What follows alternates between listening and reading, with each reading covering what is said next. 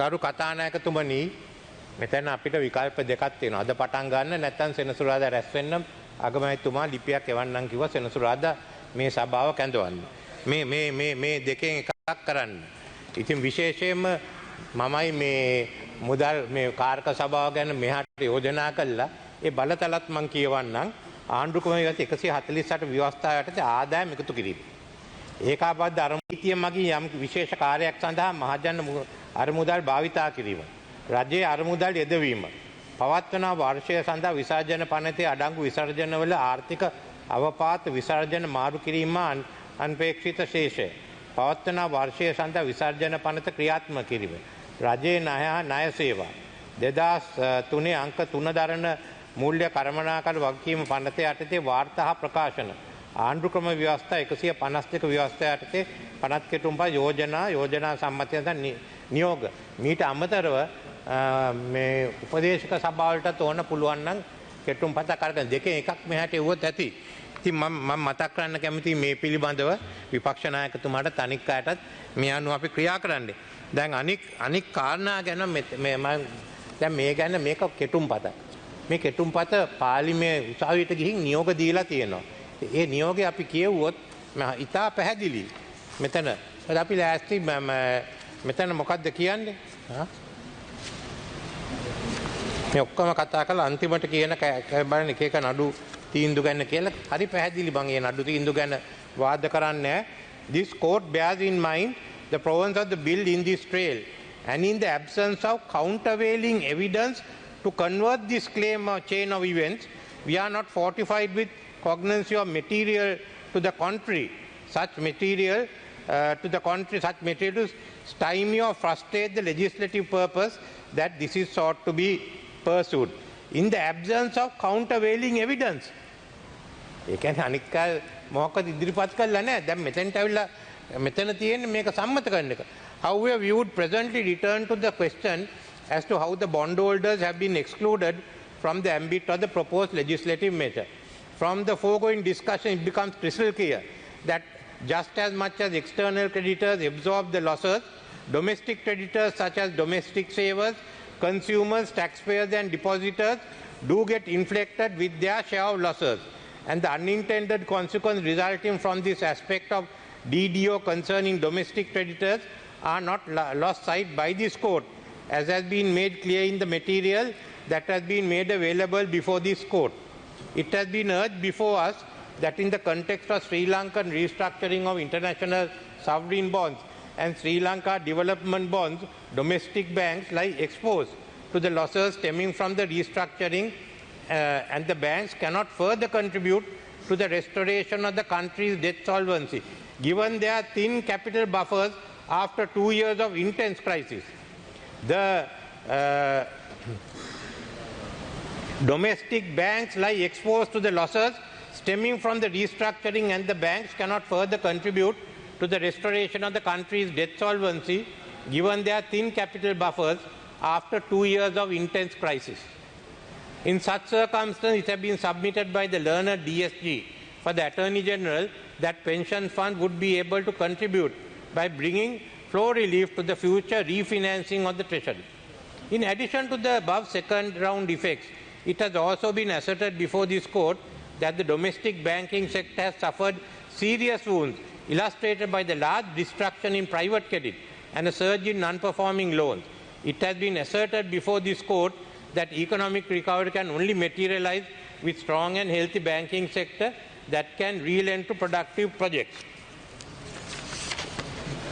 The above table clearly shows that banks, primarily there's a table, I won't read the whole thing, other corporations are already paying income tax at the rate of 30%. You're already paying 30%. What is envisaged bill is the EPM ETF would have to pay an income tax of 30%, or in the alternative they are given an incentive concession where they will only be paying 14% if they opt for the domestic debt optimization as proposed. Granting incentives, concessions for the survival and revival of the country's economy is clearly reasonable exercise for the executive policy as endorsed by the legislature. There is institutional capacity in the courts, there is incapacity in the courts to reassess or reappraise the above policy decisions in the event evidence to the contrary is unavailable. Evidence to the contrary is unavailable. They should have presented at that time. In circumstance, this court can perceive a rationale underlying a differentiation, and this court is not irreducibly driven to the conclusion that the policy is manifestly unreasonable. Before we part with this, determine the court wishes to dispose our preliminary objection that both the learned DSG for the Attorney General and the learned counsel for the intervenient petition raised in limine to the main territory proceeding, supposing some of the averments in a previous fundamental rights application, namely SCFR application 187-223, both counsel argued that the case of the petition in SC/SD 63/2023 and 64/2020 is fundamentally premised upon the challenge to the DDO process raised in the fundamental rights application. It has to be pointed out that the focus of inquiry in these proceedings is the consistency of the provisions in the imputed bill with the Constitution. In the FR application, there was no such inquiry. Where is sui generis, which is sui generis to invocation of jurisdiction under Article 121 of the Constitution. In the circumstances, the argument on the issue estoppel does not arise for consideration. දැන් උසාවිය මේ සියල්ල ගැනම විග්‍රහ කළා තීන්දුවක් දීලා ඉවරයි. ඒ කරුණු සියල්ලම ඉදිරිපත් කරා කියන්නේ අනික් පාර්ශ්ව වලින් ඒ කරුණු ඉදිරිපත් කරේ නැහැ කියලා. දැන් මේ සභාවට තියෙන්නේ මේක අනුමත කරන්නේත් අනුමත කරන්නට පෙර මේක මේ කොමිටියට නැත්නම් උපදේශක කොමිටියට මගේ ප්‍රධානත්වයෙන් තියෙන උපදේශක කොමිටියට යවන්න තියෙනවා. මම උපදේශක කොමිටිය යවලා නැහැ. මෙතන සාකච්ඡා කරන්න මේ සභාපති මන්ත්‍රීතුමා ඉල්ලුවා මේ පිළිබඳ ඇත්ත වශයෙන්ම කරුණු දෙන්න කියලා. මම ලේකම්තුමා කිව්වා අහලා දෙන්න. මම දන්නවා ඒවල තියෙන ලිපියෙත් කියලා තියෙනවා මේක රහස්‍යගත තියෙන වගකීම් බාර ගන්න කියලා. මේ පිට වුණොත් මේ රට හානියක් වෙන්නේ. මේ සියල්ලම අපි එන සතිය වෙනකොට අවසන් කරන්න උවමනයි. අවසන් කරන්නේ නැත්නම් මේක කඩයි. මේ වගකීමකින් මම කියන්නේ. මේ නැති වෙලා තිබුණ රටක් මම අරගත් අනික් අය අගමැතිකම එපා කිව්වද්දි බය වෙලා දිව්වද්දි මම මේක අරගෙන මේ වැඩ කටයුත්ත කරේ. කරුණා කළා මට ඒ අවස්ථාව දෙන්න. ඔබතුමා වාඩි වෙන්න. ඔබතුමා කියනකට මම ඇහුවානේ. කරුණා කළා වාඩි වෙන්න. ඔබ වාඩි වෙලා මේක කරන්නේ. මම මේක අරගෙන ඉදිරියට ඇවිල්ලා තියෙන්නේ. මෙතන කිසිම හානියක් වෙන්නේ නැහැ අර්ථසාධ අරමුදලට. 9% අපි දෙනවා කියලා එකඟ වෙලා තියෙනවා. 9% මම තේරුවේ නැහැ. මං අගමැති වෙන්න ඉස්සෙල්ලා මේ සභාවේ මෙන්න SLPP ආණ්ඩුවේ මේ පොහොට්ටුවේ ආණ්ඩුවෙන් තීරණය කළා. අන්න තීරණය කරපුවා ඔතනත් ඉන්නවා. මෙතනත් ඉන්නවා. ඒ නිසා මට ඒක කියන්න එපා. අද මේක ඉදිරියට ගෙනියන්න ඕනේ. ඉතින් විශේෂයෙන්ම මේ සභාව ගැන මම හිතන්නේ ඉස්ලා සභාපතිතුමා දෙපැත්තම නියෝජනය කරන නිසා සභාවෙන් අහන්න මොකක්ද එයාගේ අදහස් කියලා.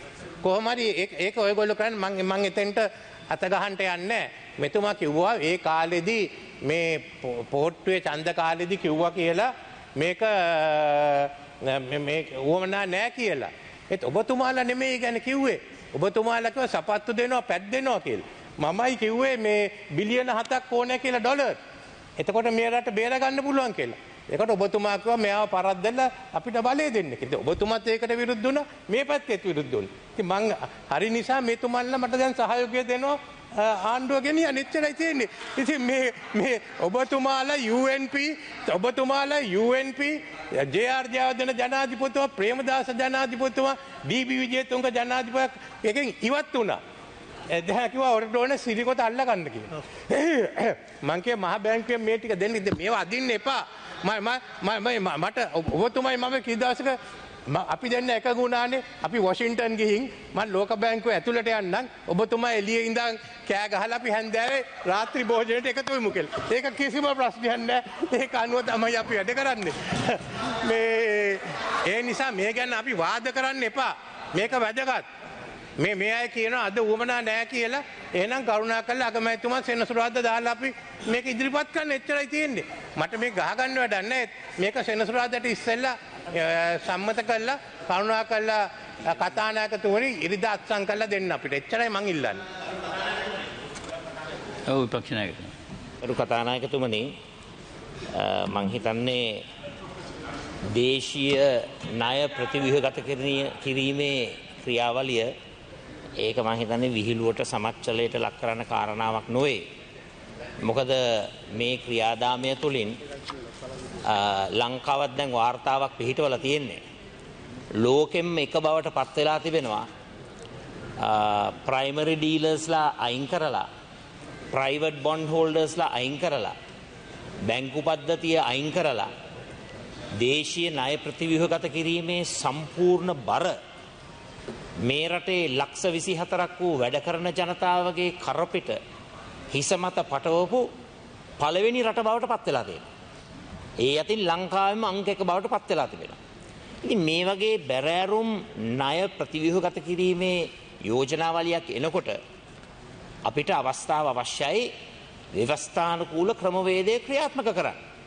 නිසා මේකට බාධා කරනවා නෙවෙයි, බාධා නොකරන නිසා තමයි අපි එකඟ වුණේ අද දවසෙත් හෙට දවසෙත් විවාදය පවත්වන්න. හැබැයි මේක පෙන්වන්න හොඳ නෑ. මේ දේශීය ණය ප්‍රතිව්‍යුහගතකරණය කිරීමේ ක්‍රියාවලිය මේ වැඩ කරන ජනතාවගේ EPF සල්ලි වලට සාධාරණ පොලියක් ලැබෙනවයි කියලා අපි විවාදයේදී ඔප්පු කරලා පෙන්වන්නම්. ඇත්ත වශයෙන්ම මේ කරන්නේ අර්ථ සාධකයේ පික්පොකට් ගැසීමක්. ඒකයි සිද්ධ වෙන්නේ. ඉතින් පික්පොකට් දේශපාලනය ඩීල් දේශපාලනය කරන්න බෑනේ. පික්පොකට් ගහන්න බැරි නිසා තමයි ඩීල් ගහුවේ නැත්තේ. දැන් ඩීල් ගහපු නිසා දැන් කියනවා වගකීම් බාරගත්තලු. ඔව්. වගකීම් බාරගත්තා. මේ රටේ වැඩ කරන ජනතාවගේ බඩට ගහන්න. මේ රටේ ජනතාවගේ EPF එකට පික්පොකට් ගහන්න. මං අහන්නේ දේශීය ණය ප්‍රතිව්‍යුහගත කිරීමේ සාධාරණ වැඩපිළිවෙලක් තියෙනවා නම් සමාජයේ පෝසත් සාමාන්‍ය වැඩ කරන ජනතාව මේ හැමෝම බර උසලන්නට ඕන. මේකෙ සිද්ධ වෙලා තියෙන්නේ ප්‍රයිවට් බොන්ඩ් හෝල්ඩර්ස්ලාට ෆ්‍රී ෆෝල් එකක් ලබා දීලා තිබෙනවා. ඒ අයට